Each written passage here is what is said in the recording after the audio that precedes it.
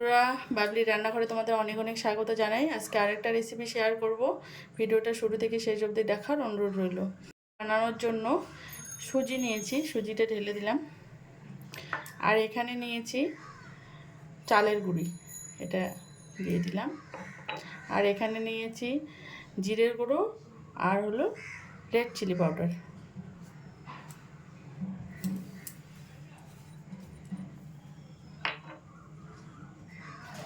পরিমাণ মতো হলুদ গুঁড়ো আর কিছু ভেজিটেবল নিয়েছি। এখানে গাজর নিয়েছি গ্রেট করে,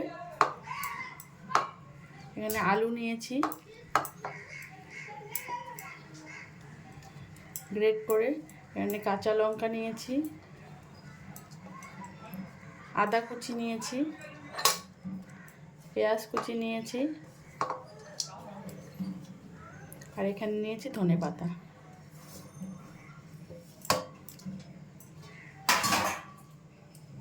এটাকে আমি ভালো করে মিশিয়ে নেব, সবের সঙ্গে একটু ভালো করে মিশিয়ে নিচ্ছি। এখানে পরিমাণ মতো লবণ দিয়ে দিচ্ছি, আর এখানে জল দেব একটু।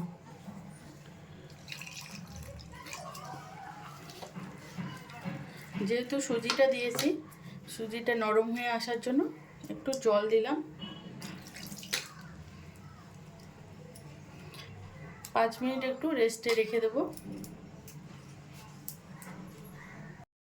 5 মিনিট পর ফিরে এলাম।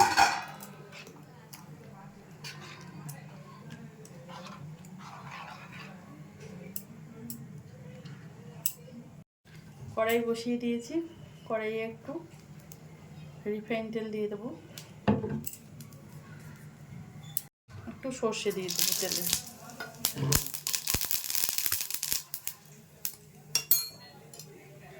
এটা দিয়ে দিই।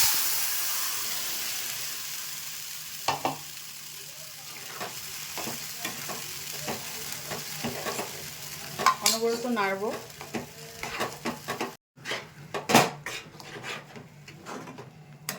অনবরত নাড়তে হবে, নাহলে তলায় ধরে যাবে।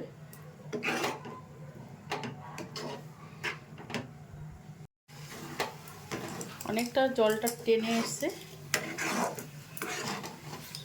এটাকে আরেকটু শুকনো করে নেব।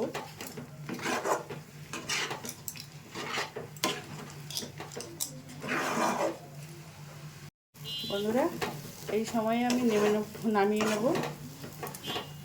ডোটা রেডি হয়ে গেছে, এই অবস্থাতে নামিয়ে নিচ্ছি।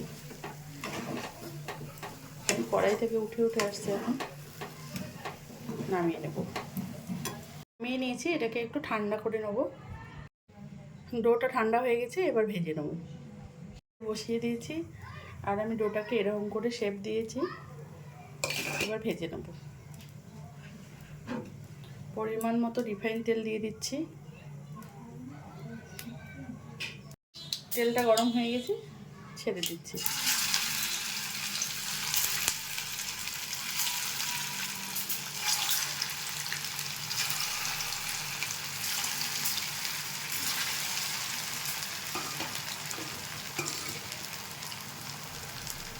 দিচ্ছি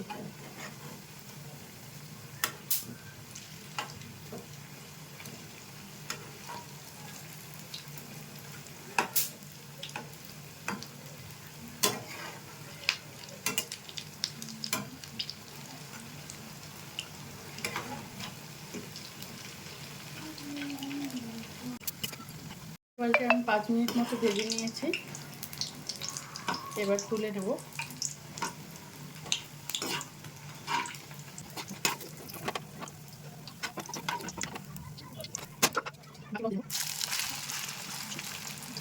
বন্ধুরা, এই রেসিপিটা আপনারা খুব সহজেই বানিয়ে ফেলতে পারবেন। বিকেলে চায়ের সঙ্গে এই রেসিপিটা করতে পারেন, বাচ্চাদের টিফিনের জন্য করতে পারেন, বাচ্চারা পছন্দ করবে। তো একবার ট্রাই করে দেখতে পারেন এই রেসিপিটা।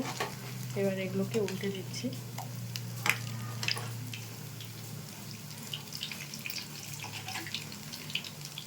হাই হিটে ভাজতে যাবেন না, একটু লো হিটে একটু সময় নিয়ে ভাজবেন, 5 মিনিট মতো সময় লাগবে।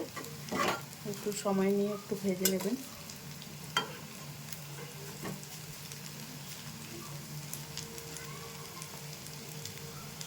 এগুলো হয়ে গেছে ভাজা, তো এগুলোকে তুলে নিয়ে আপনাদের দেখাচ্ছি।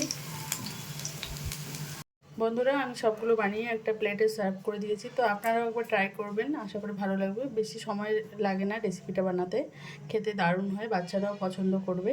তো আপনারা বিকেলে টিফিনে এই রেসিপিটা বানিয়ে চায়ের সঙ্গে খেতে পারেন। যদি রেসিপিগুলো ভালো লাগে লাইক, শেয়ার, কমেন্ট এবং সাবস্ক্রাইব করবেন চ্যানেলটাকে। ফিরে আসি নতুন কোনো ভিডিও নিয়ে। ভালো থাকবেন, সুস্থ থাকবেন।